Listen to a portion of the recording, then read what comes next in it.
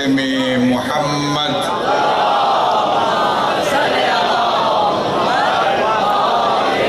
وآلہ طیبین وصحبہ المنتجبین اما بعد فقد قال اللہ تبارک و تعالی احسب الناس ان یترکوا ان یقولوا آمنا وهم لا یفتنون۔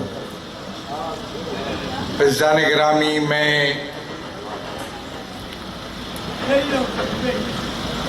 گزارش کروں گا کہ سب سے پہلے مرحوم و مغفور سید لطف علی شاہ کی روح کی شادمانی کے لیے سورہ فاتحہ اور سورہ اخلاص تلاوت کی۔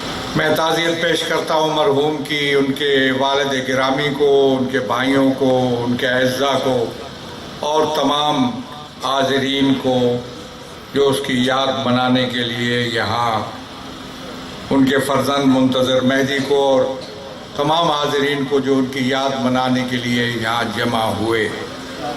حق بنتا تھا کہ ہم اس کی یاد منائیں، اور میں سمجھتا ہوں کہ یہ توفیق الہی ہے اور توجہ خاص سے امام زمان اجل اللہ فرج شریف ہے کہ بے پناہ مصروفیات، قومی مصروفیات کے باوجود، جس کا میں بھی تذکرہ کروں گا، اور نامساعد حالات کے باوجود مجھے موقع ملا کہ میں اس عزیز کی اس مجلس یاد میں حاضر ہوں۔ حق بنتا تھا اس کا، میں اس کو ذاتی طور پر جانتا ہوں، ذاتی طور پر میں جانتا ہوں اس کی جو کمٹمنٹ تھی، اس کی جو وابستگی تھی اپنے مشن کے ساتھ، اپنے قومی اور ملی اہداف کے ساتھ، اور جس طریقے پہ اس کی کوششیں تھیں، کاوشیں تھیں، محنت تھی، جستجو تھی، میں اس کو خراج تحسین پیش کرتا ہوں۔ میں عینی شاہد ہوں، کوئی آج یہ محفل ہے جس میں وہ موجود نہیں ہے، ورنہ اس علاقے میں، اس خطے میں کوئی محفل ایسی نہیں تھی جس میں لطف علی شاہ موجود نہ ہو۔ آج اس کا خلا ہے، اس خلا کو ہم نے پر کرنا ہے۔ اس کا ایک طریقہ تو یہ ہے کہ ہم اکٹھے ہوئے، ہم نے اس کی روح کے اس کی ایصال ثواب کے لیے مجلس منعقد کی، مجلس عزا ہوئی، تلاوت کلام اللہ، نظر و نیاز کا اہتمام ہوا، جس کا ثواب اس کی روح کو پہنچا۔ یقیناً اس کی روح کو اس سے سہولت ملی ہوگی، یقیناً۔ لیکن اس کے اور پہلو بھی ہیں۔ ایک پہلو یہ ہے کہ ہمیں اس کی موت سے سبق حاصل کرنا چاہیے۔ بہت سے لوگ بیٹھے ہیں، میں خود بھی ہوں، جن سے وہ چھوٹا تھا، ابھی تک اس کا باپ موجود ہے، زندہ ہے، لیکن وہ باپ کے سے پہلے اس دنیا سے چلا گیا۔ اگرچہ اس نے بڑی مشکل دیکھی، بڑی تکلیفیں دیکھی، جو یقیناً اس کے گناہوں کے جھڑنے کا سبب بنی ہوں گی۔ یہ آزمائش ہوتی ہے، یہ ابتلا ہے اور آزمائش ہے، یہ کوئی ایسی بات نہیں ہے۔ بعض لوگ جو غلط فہمیوں میں ہوتے ہیں کہ کسی غلطی کی بنیاد پر اس کو کوئی سزا ہے یا فلاں ہے، یہ مت سمجھا کرو، یہ تم طے نہیں کر سکتے۔ یہ غلط ہے تمہارے معاشروں میں یہ بات کہ کوئی شخص مریض ہو جائے، کوئی شخص مشکل میں پھنس جائے تو تم سمجھتے ہو کہ اس نے فلاں غلطی کی ہوگی، اور ایسا نہیں ہے، تم نہیں طے کر سکتے ہو۔ یہ آزمائش اور ابتلا ہے اور گناہوں کے جھڑنے کا ذریعہ ہے۔ دعا کرو کہ اللہ تعالی ہمیں ہمارے گناہوں کو بھی جھاڑے،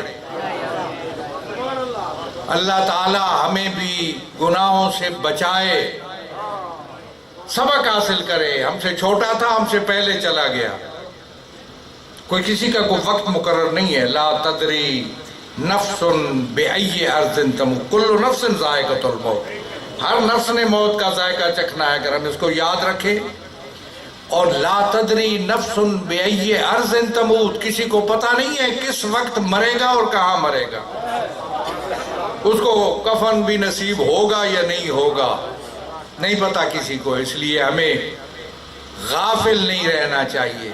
مشکل یہ ہے کہ میں انسان ہوں، میرا نفس ان النفس لعمارۃ بالسوء، مجھے جو پٹیاں پڑھاتا ہے وہ نفس، وہ مجھے ہیلے سکھاتا ہے اور بہانے سکھاتا ہے۔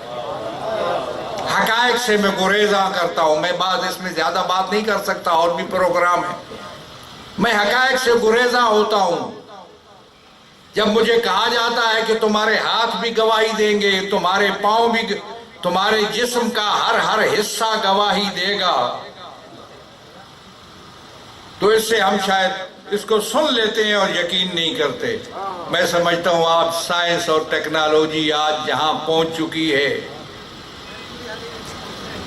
میں انسان جو اس پوری کائنات میں ایک چھوٹا سا کیڑا ہوں، جس نے اپنی ذہن سے کوششیں کر کے یہ چیزیں ایجاد کی ہیں، یہ سائنس کی، یہ کیمرے ایجاد کیے، میں نے ڈرون بنایا جس سے چیونٹی چلتی ہوئی کو میں اس کا عکس لے لیتا ہوں۔ جس خالق نے مجھے یہ دماغ دیا ہے اس کا نظام کتنا طاقتور ہوگا۔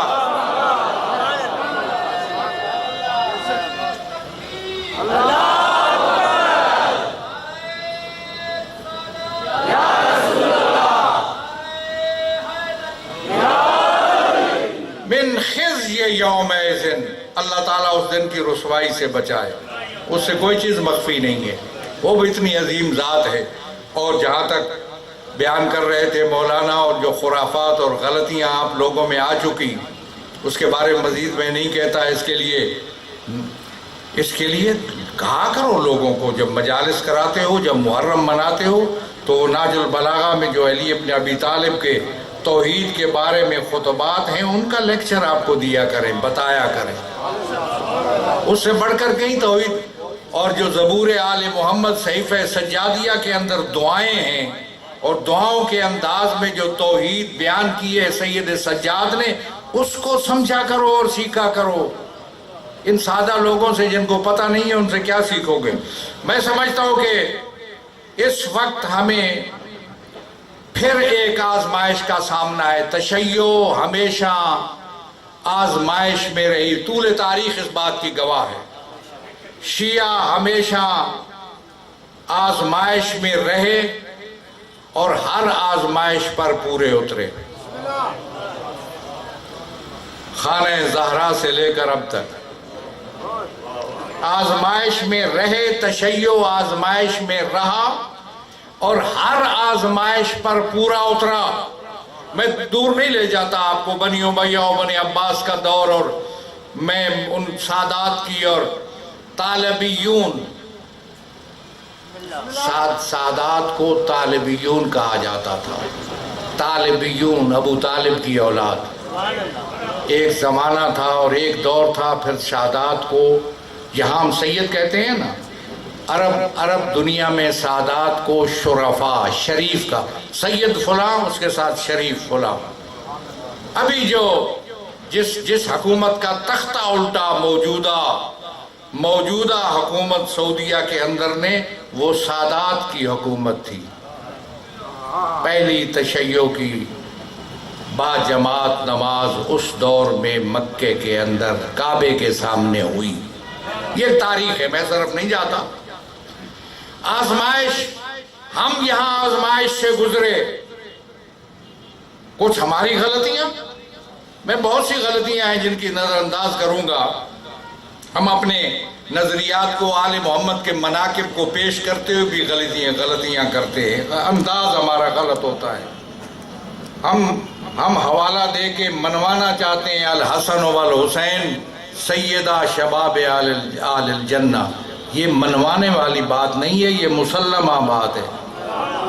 کسی کے ساتھ اس پہ مناظرہ مت کیا کرو۔ علی مع القرآن والقرآن مع علی، علی مع الحق والحق مع علی، یہ چیزیں مناظرے کی نہیں ہیں، یہ مسلمات میں سے ہے۔ ہماری انداز بیان کی غلطیوں کی وجہ سے اس پہ باتیں ہوتی ہیں۔